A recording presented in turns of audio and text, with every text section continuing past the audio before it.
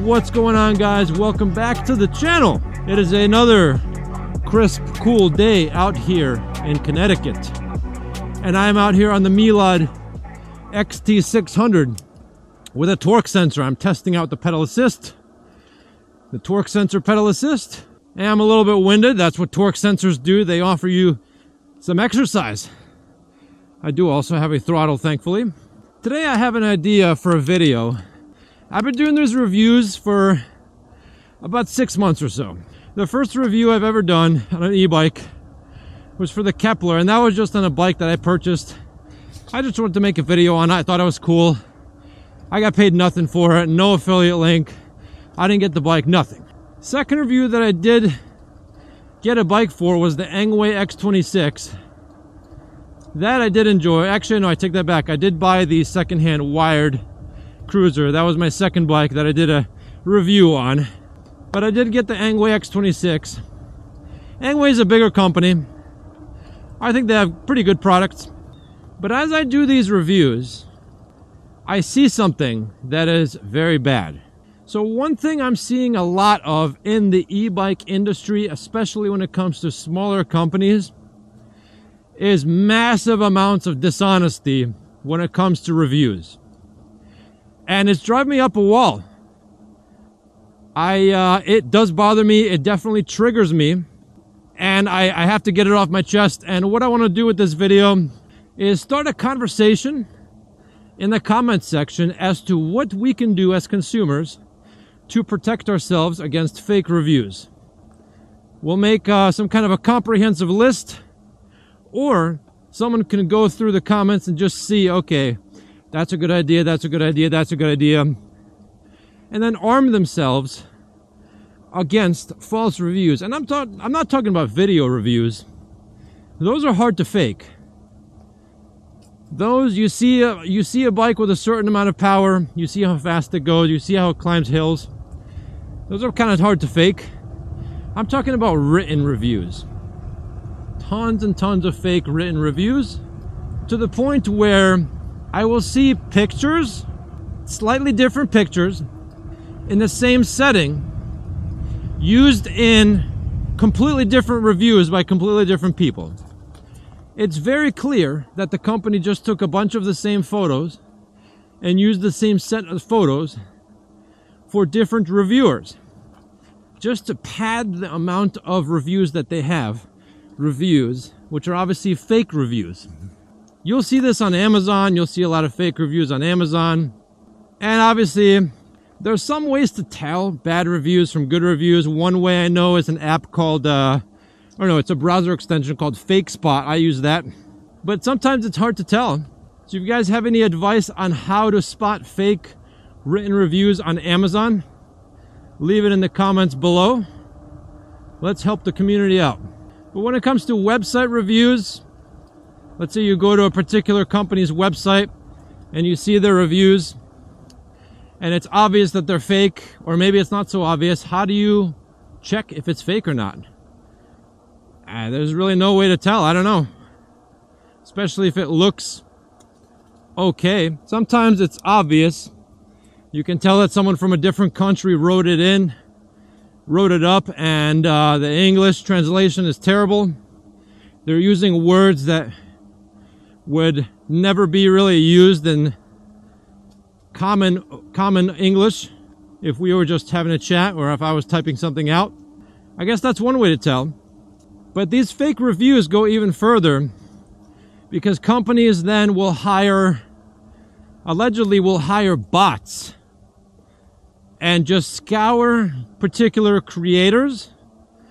It'll go on the creator's YouTube or whatever other social media they have. I don't know exactly how it works. And this bot will just spam believable comments regarding a certain bike. I was talking with another creator earlier last night called E-Bike Builder. Shout out to him. We were chatting it up and talking about how it'll be an old Google account that'll just be taken over by a bot, because bots can't create Google accounts because of the that CAPTCHA check where you have to click certain photos of hey, click all the photos if you see, you know, a traffic light, whatever. It's hard to fake those, but once the bot is in that new account, it'll completely take over.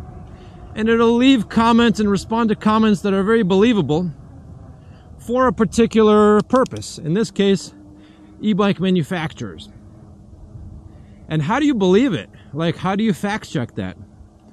I don't know. For me, if I were in the position of buying a new bike, say I wanted my first e-bike and I was doing research, I guess the first thing I would do is take 100 pieces of data, okay, that all claim one thing about a particular characteristic of a bike, and just take the average of what all of them say, and you will more or less be in the ballpark of accuracy when it comes to a particular aspect of a bike. Let's say it's top speed, I don't know, 0 to 20, whatever it is.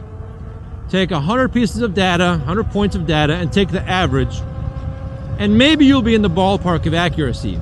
So that's one thing you can do. That's what I would do.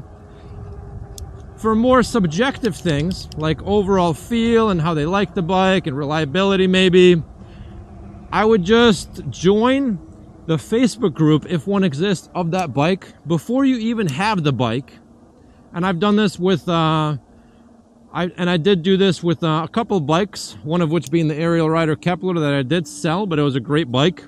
I joined both Kepler groups, and I just did research by seeing what other people said, asking questions before I bought the bike, and then I decided to buy the bike. And it was a fantastic bike, guys. I would recommend the Aerial Rider Kepler. A very good bike. Great power, great price. Pretty good, reputable company.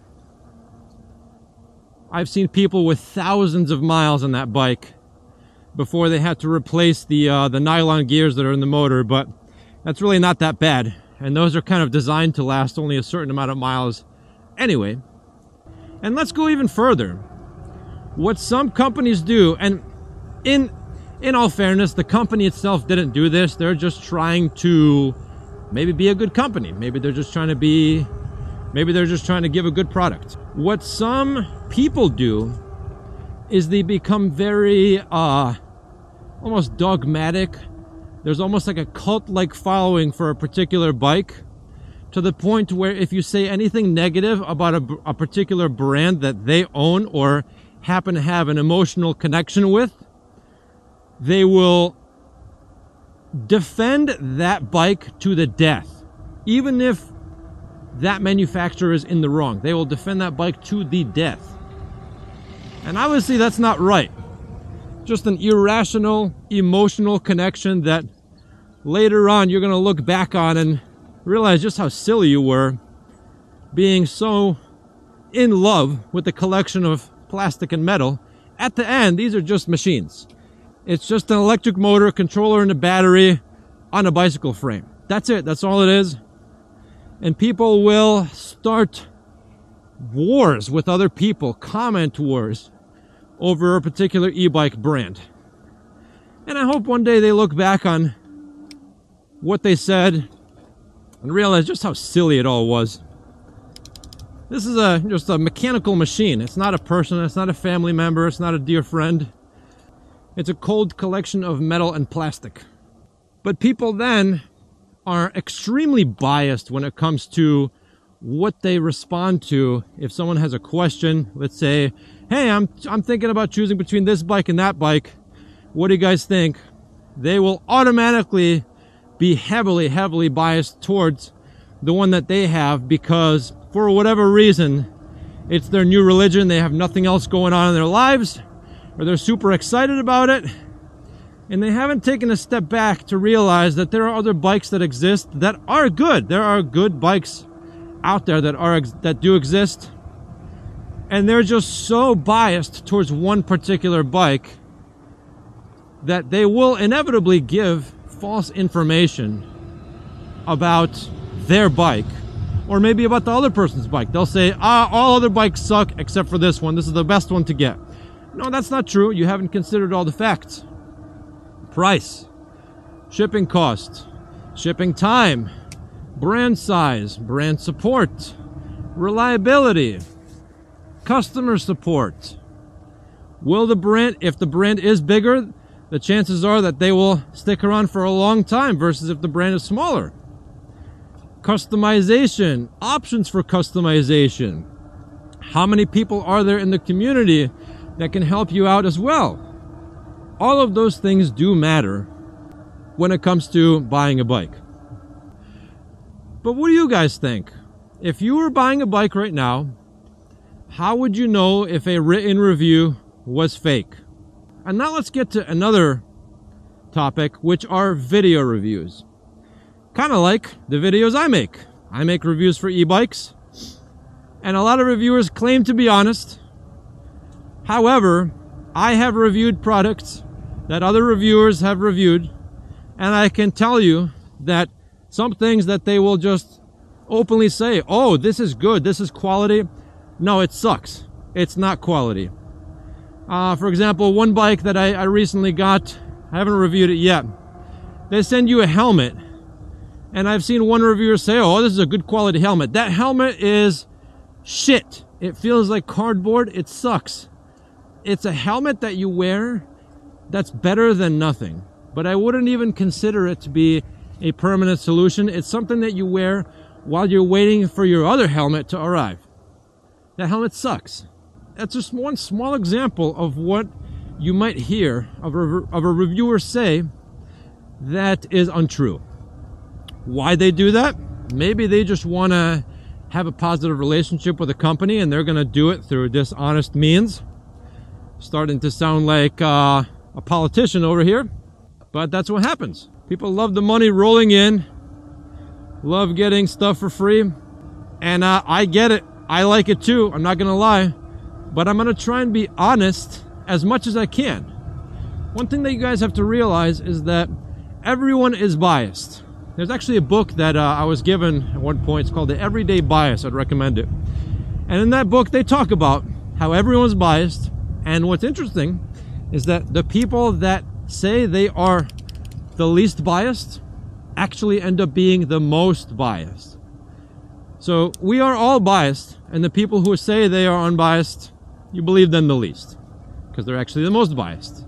Statistically, at least the data supports it. When it comes to video reviews, I would say try your best to find multiple videos of the same bike being reviewed. Watch all of them, which I'm sure you guys do anyways. Back when I was buying the Aerial Rider Kepler, I watched every single Kepler video I could find. Because, now, number one, I was excited, I was emotionally attached, but number two, I did want to find any little bit of new information that I could about the bike that I didn't know before that could help me with my purchasing decision. I am a big researcher. So I looked at every single video, sometimes for entertainment, sometimes for information, hopefully for both. Check out the forums, join a Facebook group of that bike, and pick people's brains as to what they think about XYZ feature. How fast does this bike go? Collect all the numbers, take the average. How does this bike hill climb? Collect all the numbers, take the average. Obviously that's very different, but take what everyone says with a grain to a bag of salt, sometimes a dump truck of salt. Take all the information, disregard the extremes on both sides, and take all the numbers in the middle, all the information in the middle, and just take the average of all of that. That's what I would do. That's kind of what I did when I was buying a bike, and go from there. And as far as these fake reviews go, written reviews, video reviews, the bots on YouTube, you guys let me know in the comments below how to deal with them, because I don't know if I have a good solution. You let me know in the comments. If you guys like videos like this, let me know in the comments below. If you guys hate videos like this, let me know in the comments below. I appreciate negative comments because it does boost engagement. Thank you very much for that. If you like this video, subscribe. If I have earned your subscription, please subscribe. I would greatly appreciate that. Any help that you guys can give to fellow e-bike purchasers would be appreciated. That's it for today, guys. I just wanted to rant a little bit. I didn't have a script that I wanted to follow. Just wanted to see what you guys think and hear what I think and start a discussion in the comment section below. That's it for today, guys. Until next time.